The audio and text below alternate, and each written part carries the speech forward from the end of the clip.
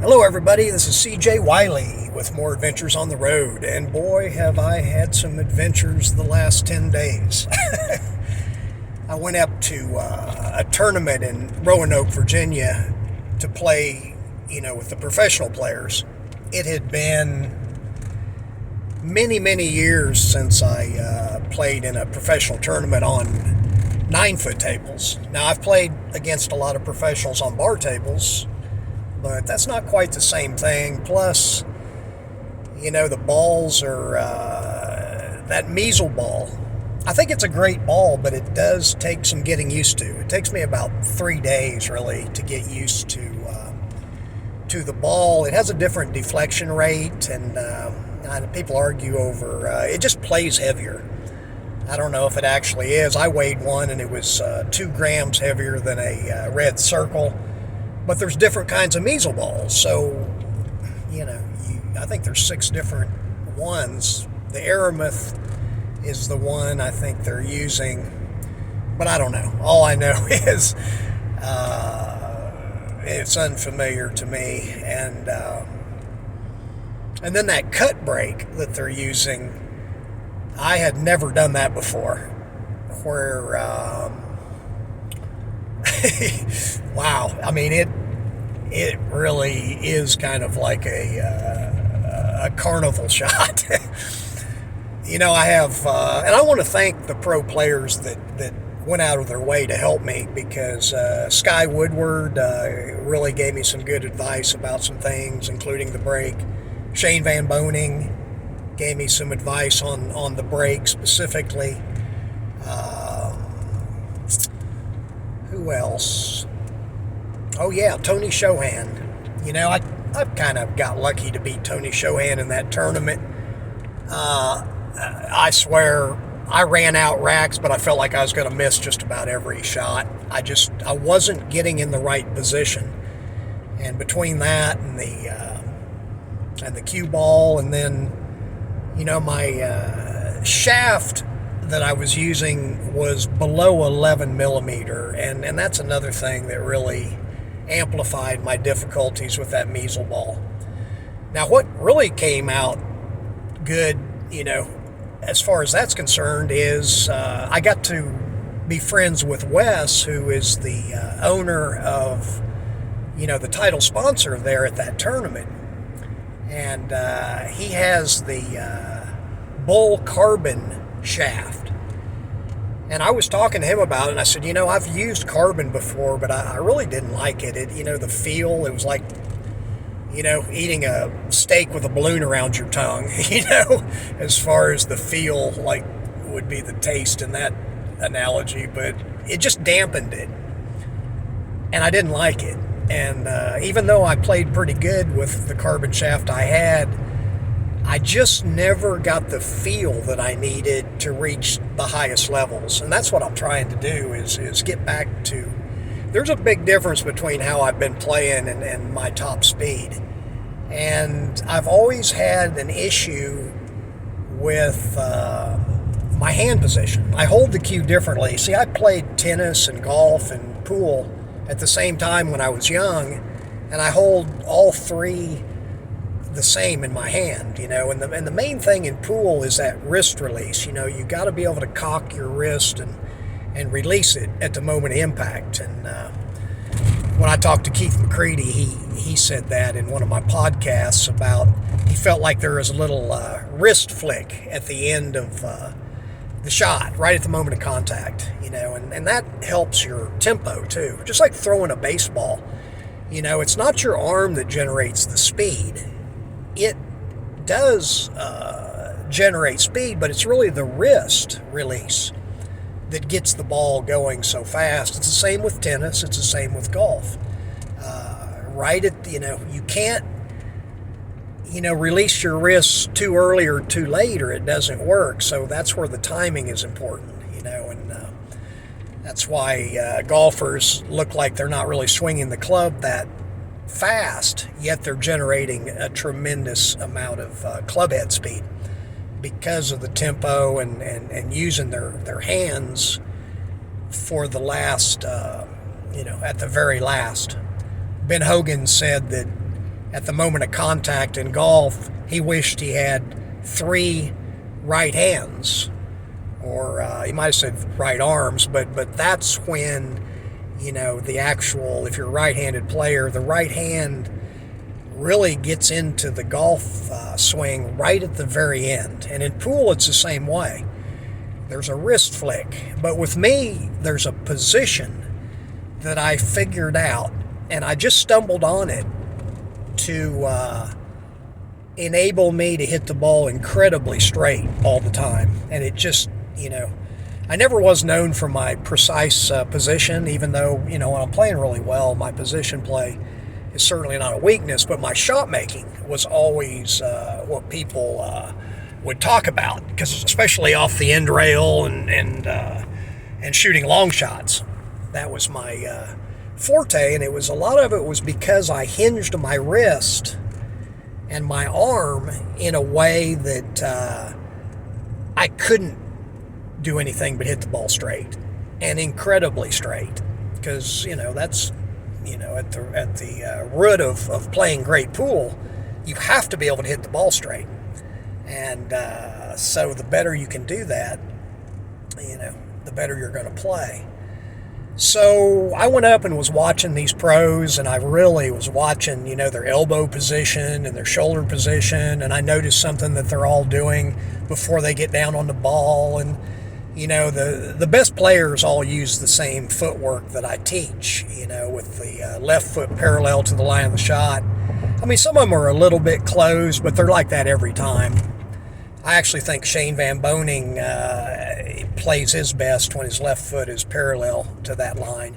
But last tournament, he was a little bit closed. But, the main thing is consistency.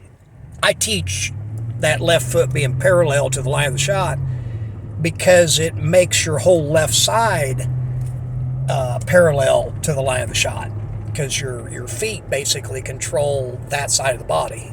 So your left foot will control the left side of your body, your right foot will control the right side of the body at the foundation, which is what you have to establish first to be consistent. So I watched, and the players that I really Federer, his fundamentals are really good. He gets down square on the ball, and of course Yap, who won the tournament, he's super good fundamentally. They all do basically the same thing. Once you can see it, you can't unsee it. That's what I do, when I'm teaching somebody, is I show them all these baselines with the feet and the different angles. And once you can see that, not only can you see it with all the champion players, but you'll be able to evaluate your opponents a lot better and see why they're probably inconsistent. That's another thing about being a professional gambler, is I had to be able to evaluate my opponents without really knowing them very well. There's a lot of times where they tried to sneak high-level players in on me and get a handicap, and I would figure it out pretty quick. And I wouldn't be watching what they did on the table. I'd be more watching their physical fundamentals, and most of them didn't realize they needed to hide that. They would just miss balls on purpose, and that would be that. They thought they could fool you, which they could, most people. I just, I was trained by some of the greatest hustlers, so, a lot of the things that I did wasn't like common knowledge. And a lot of that stuff I'm sharing with you now because, pool hustling and all that is a thing of the past, but it still, applies, especially if you're trying to play a lot better yourself.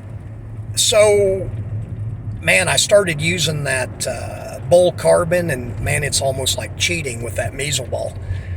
I can move it around effortlessly now, and the hit is like wood.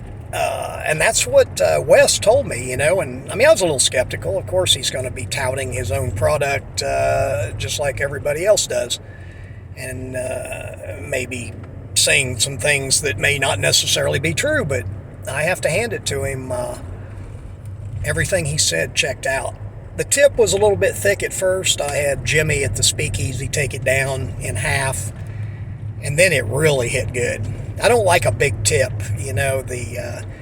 it's like a pencil eraser, you don't want it like too tall or it's like spongy and it absorbs. But just like a pencil eraser, when it gets really low, it has no give to it. And that's how I like my pool tip. Unfortunately, when you get it to that level, you don't have that long before you'll have to replace the tip, because at some point you start miscuing. But it hits the best when it gets that low, in my opinion. So I was trying to figure out what I was doing on with my hand, and believe me, I've been working on this for years. It's one thing I never wrote down and I never tried to teach, because what I did, was something that I wanted to keep to myself, but it was also, I thought, unusual. And again, I never tried to teach the hand position that I put myself in. And it's more than just the hand, it's really the elbow as well.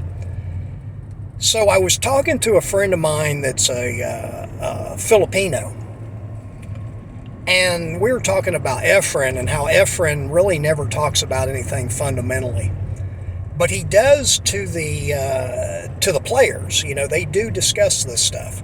So I asked him, I said, has Efren ever said anything about his stroke and how he lines it up or anything like that? And the guy said, yeah, he talks about using his pulse. And he gets his feel with the pulse. Well, that didn't make any sense to me. The pulse, that's like, right there. And it started bothering me because, Efren had said something to me about the touch of inside, that led me to develop that system where I could talk, teach it to people. Mike LeBron's the first one. I asked Mike, who was Efren's, interpreter, and he matched up his games at the very beginning when Efren came over. Well, Mike and I were on good terms, and I asked Mike, what is his secret? What does he do that the other players aren't doing, American players? And he said, touch of inside, and turned around and basically walked off. And then Efren told me no spin. But what most people would probably think is that means he's hitting center ball, but he's not. He was talking about no spin after contact. So anyway, since Efren kind of contributed to that, and it seems like, that was kind of cryptic, and so is the pulse thing. So what I did was I just started working on that. I was thinking about my pulse. I felt my pulse. I looked at where it was relative to the pool cue. So then I started using the pulse point as a guide with my grip to line up the cue. And what ended up happening, I would never have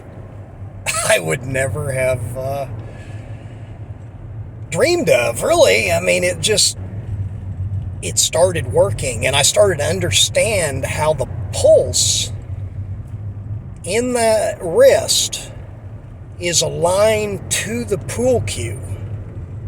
And I'm starting to hit the ball like I used to, because you see, it's not just the position of the hand and the wrist and the elbow and the arm, but the way that I do it also has a ripple effect on the rest of my body, because I was having trouble with my head position, seeing the object ball as well as I thought I used to. And sure enough, when I changed this, now I get a super good look at the object ball, because it changed all the angles in my arm and elbow. It changed my elbow position. And, I'm excited about it. And I'm going to practice now. And I put that bull carbon shaft on my Bloodworth, which is the cue that I used to win the the ESPN World Championships. And I was Player of the Year, and I won over $1 million with that cue. And now with that bull carbon, it's a pretty powerful combination. So I don't have that as an excuse, that's for sure. And once I get this stroke refined, I won't have any excuse to ever miss another ball. Even though I'm human and everybody does. But, I used to go for hours and hours and make every shot I shot, and it was just easy for me. And that's what I've been trying to regain. But, I quit for 7 straight years, and it's just been really hard to put the pieces back together. But that's helped my teaching a lot, because especially now, I know this pool stroke and what these champions are doing, I think, as well as anybody, as far as being able to teach it. So anybody that's a future student is going to reap the benefits of these things that I'm talking about. So anyway, man, I got a lot more to go over. Jimmy has a place set up for me to do videos now on the pool table, and I'll start doing some shooter dare matches and really getting into showing some things that I know will help each and every one of you out there if you're really wanting to reach your full potential. It's always good to experiment. I don't expect anybody to agree with me on everything, but what I will do is help you expand your mind and try different things that maybe you weren't even aware were options, because you never know when something will click for you. We're all different, but I know enough different ways to go about it to get the same outcome, and that outcome is to be able to hit the ball super straight every time and align to the shot so that the aiming is natural and you don't really ever have to think about it. The pros don't think about aiming. There's no aiming system, but we are aligning to the ball the same every time, and that's the key. That's the foundation that you need to be able to make all those little balls in those big, big pockets, even if they're 4-inch pockets. Anyway, this is CJ. If you want to share this video, I'd appreciate it. And my techniques, fundamentals, and systems are at www.masteringpocketbilliards.com. And I appreciate you joining and helping me to help you play better and enjoy the game more. So till next time, this is CJ. Remember, the game is the teacher.